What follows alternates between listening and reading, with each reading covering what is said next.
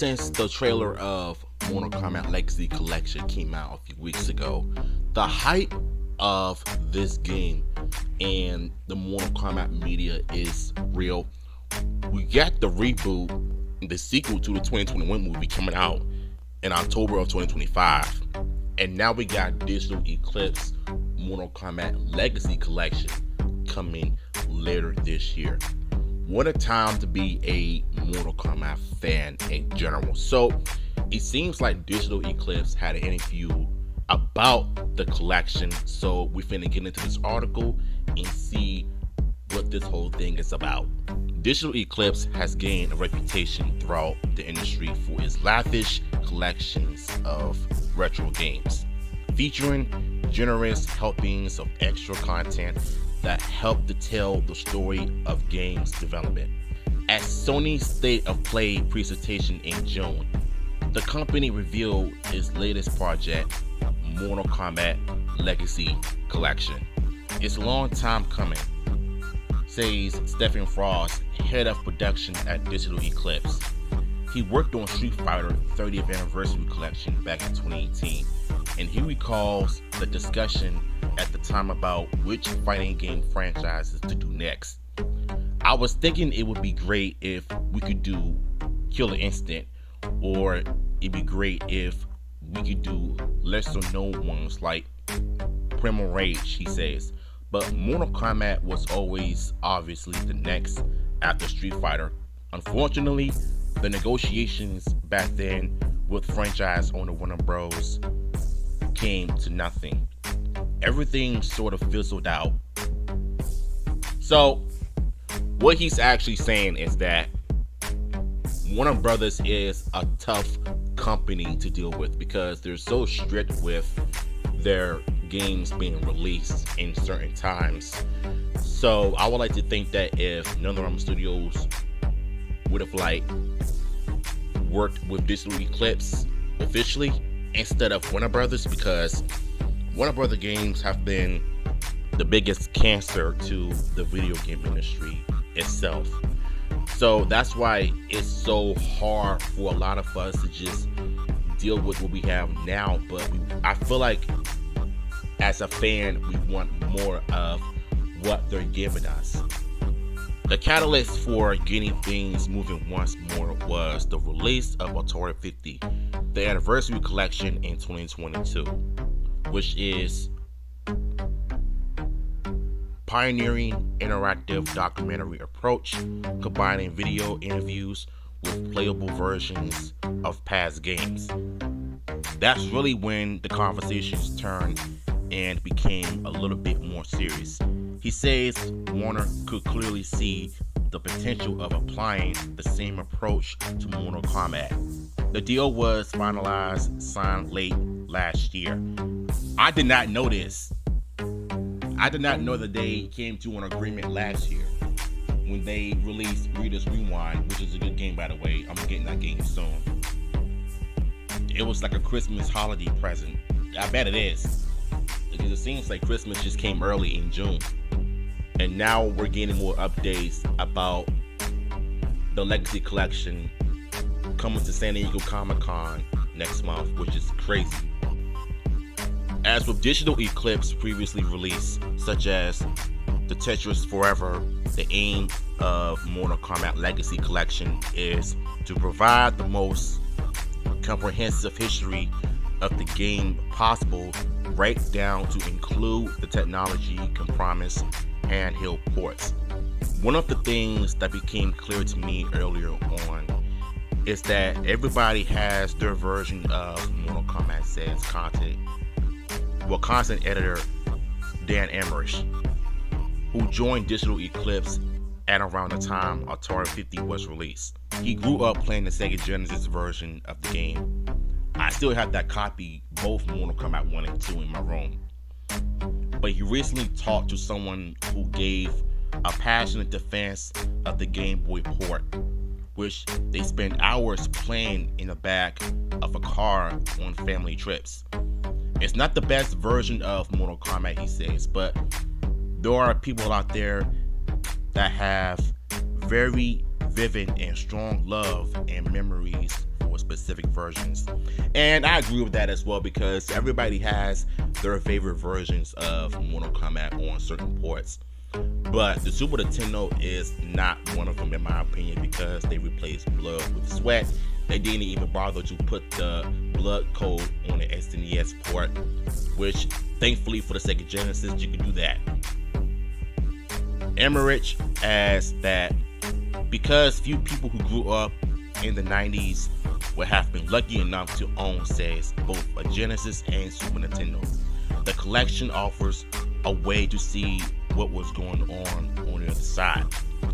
And that's why I cannot wait to get this collection, because I'm sure there's going to be some documentaries talking about the history of the games and how this game came to be and what made Mortal Kombat so iconic.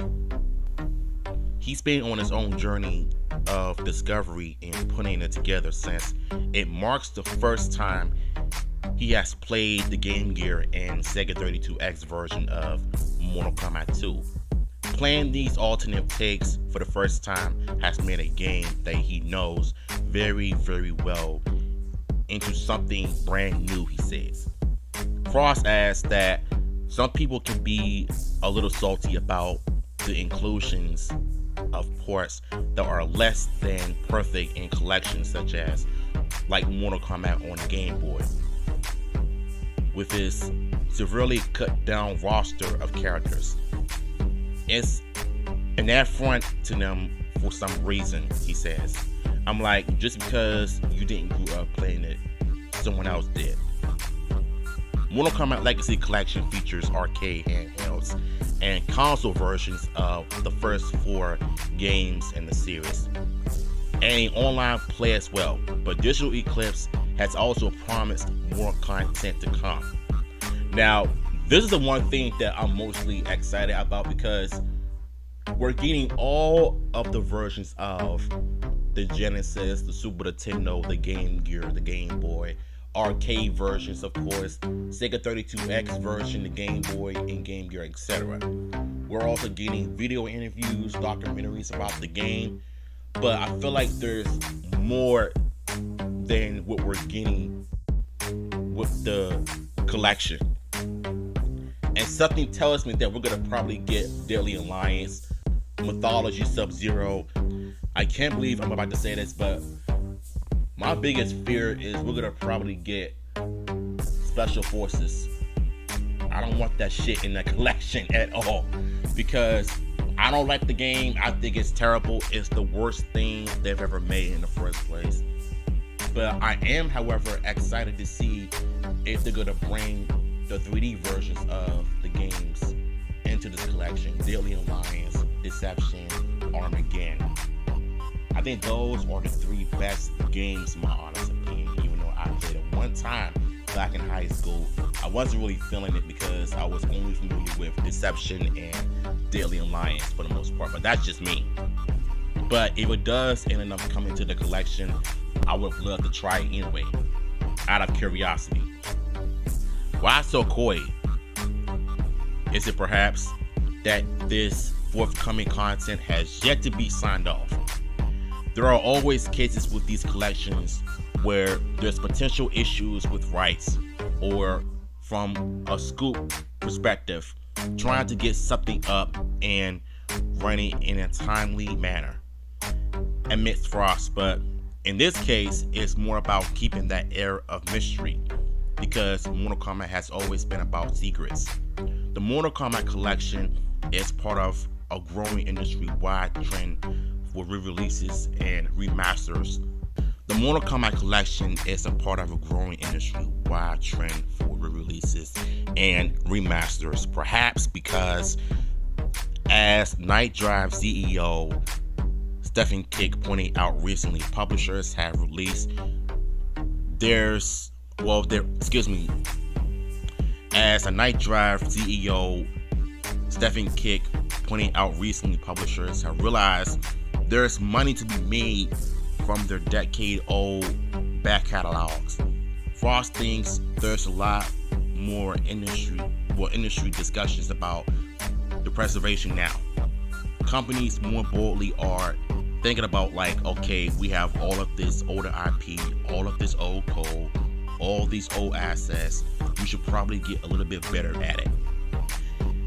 He says that the process of Digital Eclipse digging through companies achieves tends to spark conversations about preservation. They're like, hey, we should probably do something with this so it's easier next time, he says. So it feels that, I feel that we're helping to roll that ball forward. Historically, a huge amount of preservation work has been done by fans rather than the companies that own the IP, and Emmerich says Digital Eclipse has brought in the people behind several of Mortal Kombat fan websites to help with the Legacy Collection. We put them under NDA back in February. Frost says, adding that the company was nicknamed the Adversity Council. The council was able to unearth a treasure trove of material like a pre-order bonus poster for Mortal Kombat 2 that showed all of the game's moves. I didn't know it existed, admits Emmerich, who says that the council's help has been absolutely vital. He adds that Digital Eclipse has wanted to get fans involved for a long time rather than hear from the fans after a product comes out. Says this is where you get it wrong. I'd rather get a course correction early on. And I think that's the one thing I love about what Digital Eclipse is doing, because they understand what the fans want.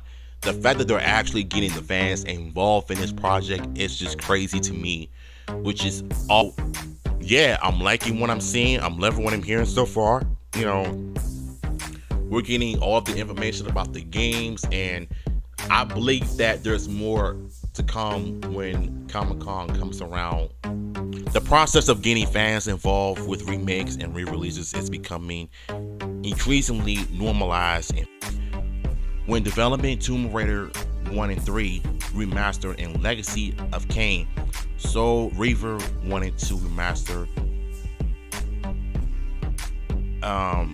Aspire hire fans who had already created their own unofficial remasters of the games. Frost says it's important to acknowledge that fans often have deep, untapped knowledge. No matter how much you think you know about something, there's always someone who has spent one time on a particular title, and that's a fact. Because I feel like fans have more knowledge and they have way more experience with these games than certain companies do. They think they know what they're talking about, but at the same time, fans pretty much do it better than most companies do it, in my opinion. It's just like Hasbro with the Marvel Legacy Lightning Collection, and like Playmates when it comes to the bad paint jobs and bad toy models looking, and the fans always have to do it themselves, which looks 10 times better than what the companies have done. Same with what Digital Eclipse is doing, is hiring fans who know more about Mortal Kombat than they do, which is nice. You know what I'm saying? They're giving the fans something to do while also learning from Digital Eclipse. So if you teach them, they'll teach you. It's all about helping one another, and that's what I like the most. Which is something of a die-hard Mortal Kombat fan himself. He says his eyes bugged out when he was told he'll be working on the Legacy Collection. He covered the early games in his previous career as a game journalist, even interviewing Ed Boon and John Tobias around the launch of Mortal Kombat 3. And I will bet you it was probably his luckiest day ever, and I'm happy for him. In fact, a huge number of people at Digital Eclipse were previously game journalists, including Frost, who was once senior editor of PSM. He also briefly worked as on IGN in his very early days. Even in other disciplines like engineering, we have people with Editorial background, Frost says, nothing like Digital Eclipse. Collective journalistic experience is what makes the company so good at creating retro collections. People try to replicate what we do, he says, but unless you have a group of people who are very knowledgeable on a game, wide range of game topics and franchises, and who also grew up writing about it and being able to understand what people want to read about and learn, it's difficult to replicate. There's another boom to hiring ex-journalists. We have so many contracts, saying Frost, nothing that needs sometimes arise naturally in the process of regular catch-ups with old industry colleagues. A marketing person we might be talking to at a company could be like, hey, there's been an idea for a project prickling up that might be a great fit for Digital Eclipse. What do you think?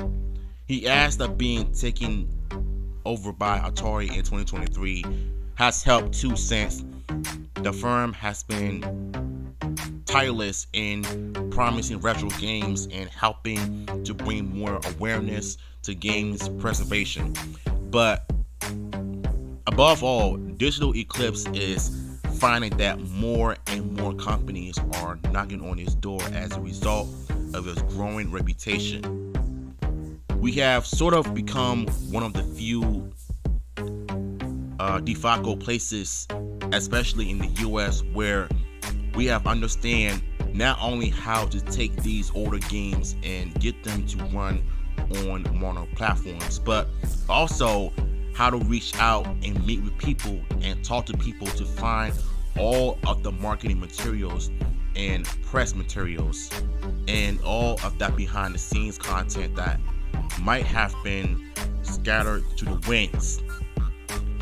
And I think that's the one thing that I love also, is that Digital Eclipse is one of those companies that you just want to be a fan of, because they understand what the fans want. They know what fans have been craving for years. And if I had an interview with one of the creators at Digital Eclipse, I want to ask them, once all of this becomes successful, do you think it's possible that you're going to release Power Rangers collection, the Sega Genesis, Super Nintendo, Game Gear, all of the versions from the Mighty Morphin era on one modern console? That is the one thing that I want to ask him. I mean, he did say that they're going to be working on it once Mighty Morphin's Reader's Rewind becomes successful. Then they're going to be adding all of those games in one collection, like what Mortal Kombat's collection is doing right now. So you gotta love Digital Eclipse for what they're doing and what they're doing for the fans. And I've always appreciate when one of the absolute best video game companies in the world that is doing the fans justice overall. So this was an interesting article because I feel like they're giving the fans a lot of good points. They're telling us what we need to know, but they're also being very secretive, which I really do think that by the time July comes, we're gonna get more and more releases and announcements of what's coming to the collection. And I have a gut feeling that it's gonna be the 3D era games, including Shaolin Monks. I would have loved to see that come to the collection. I would crash out immediately if I saw that announcement. I love Shaolin Monks as a kid, even as an adult now. I don't have the game anymore because I gave it to my nephew, like I said, but what Digital Eclipse is doing, they are going all out with this. I'm here for it. I can't wait to see what other games are coming to the collection next month, and I'm looking forward to it. So, link to the article will be down below, and yeah, I'm out.